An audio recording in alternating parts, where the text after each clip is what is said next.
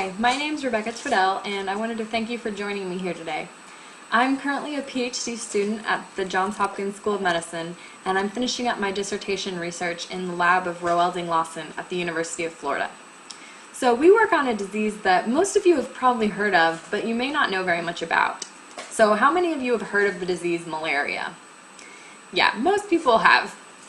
So how many of you know that malaria is transmitted by mosquitoes? Yeah, that's generally the one fact that everybody knows about malaria.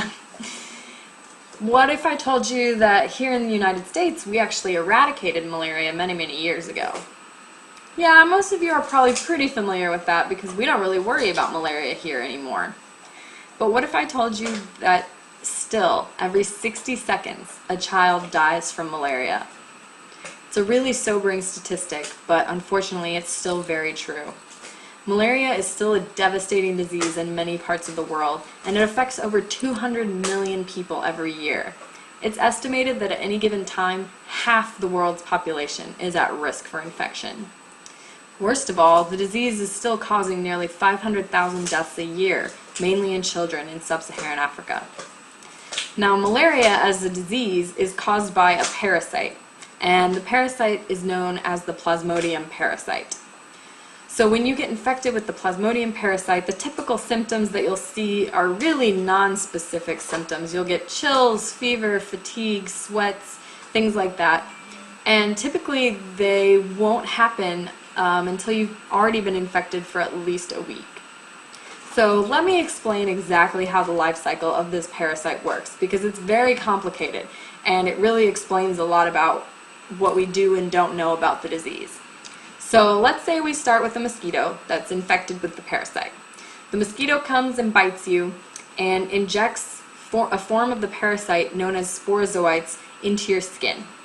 Now the sporozoites make their way to your bloodstream, and they travel all through your bloodstream until they make their way to your liver. Now in your liver, they invade the cells of the liver, and they live here for about 7 days while they develop and make millions of copies of themselves. Once the parasite bursts from the liver, that's when the real clinical disease begins. So the parasite comes out of the liver and starts invading your red blood cells. Now it invades the red blood cell, makes thousands of copies of itself, and then bursts the red blood cell to go on to infect new red blood cells. Now this lysis of the red blood cells, or bursting of the cells, is really what causes a lot of the clinical disease and is the cause of death in many cases. So our current ways of treating malaria are to use drugs that target specifically these blood stage parasites, the ones that are going to burst and go on to invade more red blood cells. Now this is all well and good, but it means that we can only treat you once you're infected. So a lot of people have really started looking at the liver stage instead, where the parasite comes in and invades a liver cell and sits there for a week before you even become symptomatic. So if you could prevent the liver stage or kill the parasite while it's in the liver, you would never have the blood stage of the disease, which means you would never have clinical disease and you would save a lot of lives. So my project really focuses in on these liver cells and what we can do to understand them better in order to prevent the disease from happening. So there's a couple major cell types in your liver that you need to know about for the purpose of this presentation.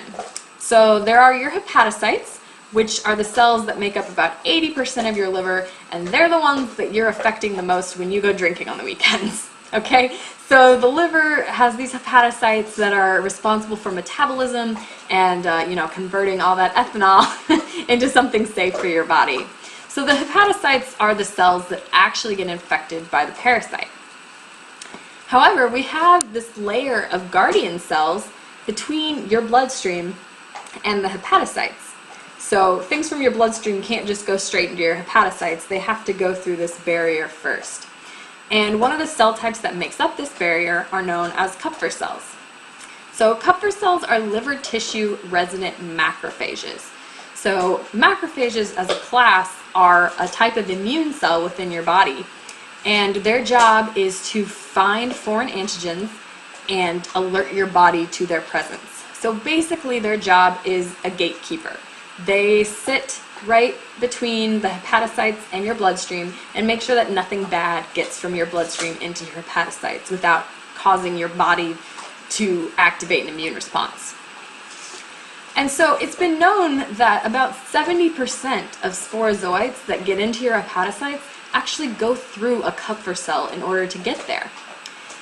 Now, if what I've just been saying is true, a parasite going through your Kupffer cell should alert your body to this infection, right?